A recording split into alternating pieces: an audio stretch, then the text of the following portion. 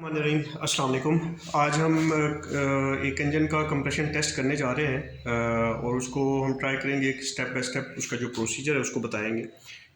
सबसे पहले जो हम फोर सिलेंडर गाड़ी है तो हर सिलेंडर का आप कंप्रेशन टेस्ट आपने करना होता है। कंप्रेशन बेसिकली ये है कि जो आपका पिस्टन है जब वो ऊपर की तरफ मूव करता है और आपके इनटेक और एग्जॉस्ट वाल्व जिस वक्त क्लोज होते हैं उसको हम कंप्रेशन स्ट्रोक कहते हैं।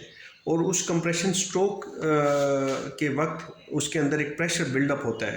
तो इसमें किया यह जाता है कि वो प्रेशर अगर उसका कोई लॉस होता है, कहीं पे वो लीक होता है हेड गैसकेट की तरफ, या अपनी रिंग वॉर्न आउट होने की वजह से, या इनटेक और एग्जॉस्ट वाल्व में किसी किस्म के इशू की वजह से, तो उसको डायग्नोज करने के लिए हम कंप्रेशन टेस्ट करते हैं।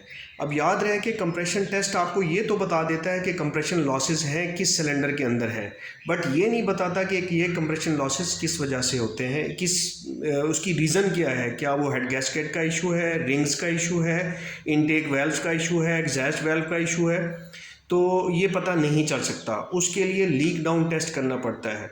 अब इस पर्टिकुलर टेस्ट के अंदर थोड़ा सा आप एक मार्जिन आपके पास अवेलेबल होता है जिसमें आप थोड़ा सा जो वॉर्न ऑफ रिंग्स होते हैं उसको भी आप देख सकते हैं कि रिंग्स वॉर्न ऑफ तो नहीं है। उसमें करते हैं कि जिस सिलेंडर में कंप्रेशन थोड़ा कम आ रहा होता है उस सिलेंडर के अंदर तकरीबन 1 टीस्पून, 1 चाय का चम्मच ऑयल जो है ना उस सिलेंडर के अंदर डालते हैं स्पार्क प्लग वाले पॉइंट से, और फिर उसके बाद दोबारा उसका कंप्रेशन लेते हैं और फिर उसकी वैल्यू को फिर देखते हैं कि क्या वो वैल्यू बेहतर हुई है कि नहीं है। ऑयल जाके अगर थोड़े से रिंग्स वॉर्न ऑफ हों तो ऑयल जाके उन रिंग्स के बीच ऊपर बैठ जाता है और फिर वो जो कंप्रेशन लॉस हो रहा होता है क्रैंककेस की तरफ रिंग्स के थ्रू वो नहीं होता। अब अगर तो कंप्रेशन इम्प्रूव हो जाता है तो इसका मतलब ये है कि रिंग्स की वजह से हुआ है। हाउएवर ये बहुत डाउटफुल सा, रिस्की सा है। मोस्ट ऑफ द टाइम हमें मिल भी जाता है, लेकिन मोस्ट ऑफ द टाइम ये होता है कि ये इशू रिंग्स का भी इशू नहीं पकड़ाई में आता कि ऑयल नीचे चला जाता है और वो सीलिंग इफेक्ट नहीं देता जिसको हम एज्यूम कर रहे होते हैं। और इसको करने के लिए जो रिक्वायरमेंट्स है वो ये है कि आप तमाम स्पार्क प्लग रिमूव करते हैं और उसके बाद आप इसको करने का तरीका ये है कि आप तमाम स्पार्क प्लग रिमूव कर देते हैं और फिर आपने फ्यूल डिलीवरी इसकी डिस्कनेक्ट करनी होती है, क्योंकि अगर फ्यूल डिलीवरी अवेलेबल रहेगी जब आप इंजन को क्रैंक करेंगे तो उसमें फ्यूल भी होगा जो कि सिलेंडर के अंदर जा सकता है। तो उसके लिए तरीकाकार ये है कि या तो आपको फ्यूल पंप के फ्यूज़ का पता है तो फ्यूज़ रिमूव कर दें, या आप चारों सिलेंडर के जो फ्यूल इंजेक्टर हैं अगर वो एक्सेसिबल हैं तो उनके प्लग रिमूव कर दें और इस तरह से आप फ्यूल डिलीवरी। इसके अलावा बहुत सारी गाड़ियों में स्कैनर के अंदर ये ऑप्शन अवेलेबल होती है। अगर आपके पास बाई डायरेक्शनल स्कैनर है उसमें स्पेशल फंक्शन या एक्चुएशन टेस्ट के अंदर कि आप उसमें फ्यूल पंप को ऑफ़ कर सकते हैं। जब आप ऑफ़ कर देंगे तो फिर जब आप उसके बाद ये गेज लगाने के बाद आपने क्रैंक करना है इंजन को, इंजन सिर्फ क्रैंक करेगा, 4 से 5 क्रैंक कराएंगे जब, तो गेज के अंदर प्रेशर बिल्डअप हो जाएगा।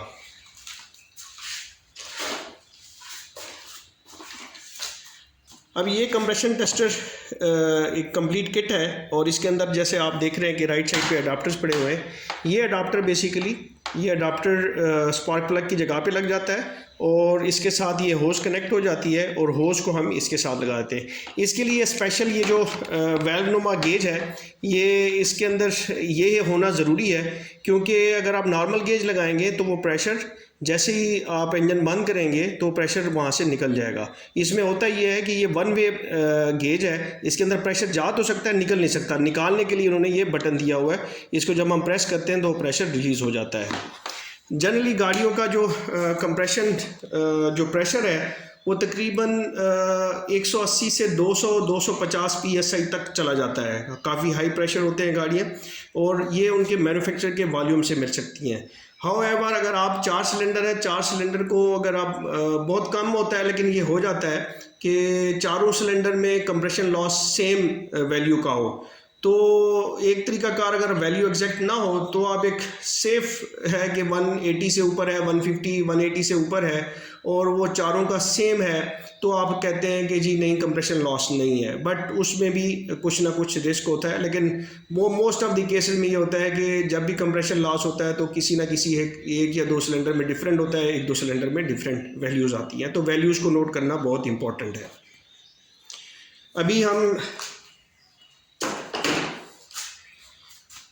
ये इसकी होज है, ये साइड गेज के साथ लगेगी और ये साइड के साथ हम ये अडाप्टर लगा देते हैं।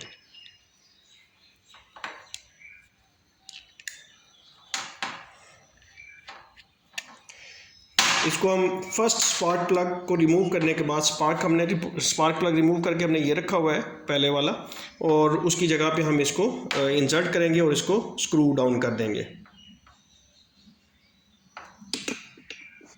चुके हैं और ये गेज भी लगा चुके हैं। मैंने ट्रायल बेसिस के पे एक साइकिल इसको दे भी दिया है। उसमें मैंने किया ये है कि ये आपको प्रेशर शो हो रहा होगा कि मैंने स्कैनर की मदद से इसके फ्यूल इंजेक्टर डिसेबल किए हैं, अगर आप पढ़ पा रहे हो, और डिसेबल करने के बाद मैं इसको साइकिल देता हूँ, इग्निशन ऑन करता हूँ, इंजन को क्रैंक कराता हूँ, और क्रैंक करने के साथ जो कंप्रेस सिलेंडर के अंदर जो कंप्रेशन बिल्डअप होगा वो इस गेज के अंदर कैप्चर होगा। राइट नाउ मैं इस जो प्रेशर अवेलेबल है इसके अंदर गेज के अंदर उसको डिप्लीट करता हूँ।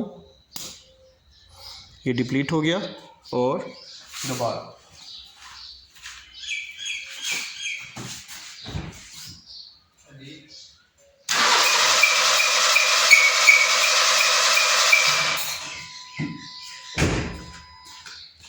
ये तकरीबन 7 से 8 क्रैंक्स हुए हैं और ये हमें प्रेशर गेज पे नज़र आ रहा होगा। ये इसका कंप्रेशर है इस सिलेंडर का, जो कि हेल्दी एलिमेंट दे रहा है। और अब अगर इसमें हमें कोई डाउट होगा, बाकी सिलेंडर करने के बाद, वैल्यू नोट करने के बाद अगर डाउट होगा, जिस सिलेंडर में भी डाउट होगा उसमें पहले ऑयल पोर करेंगे।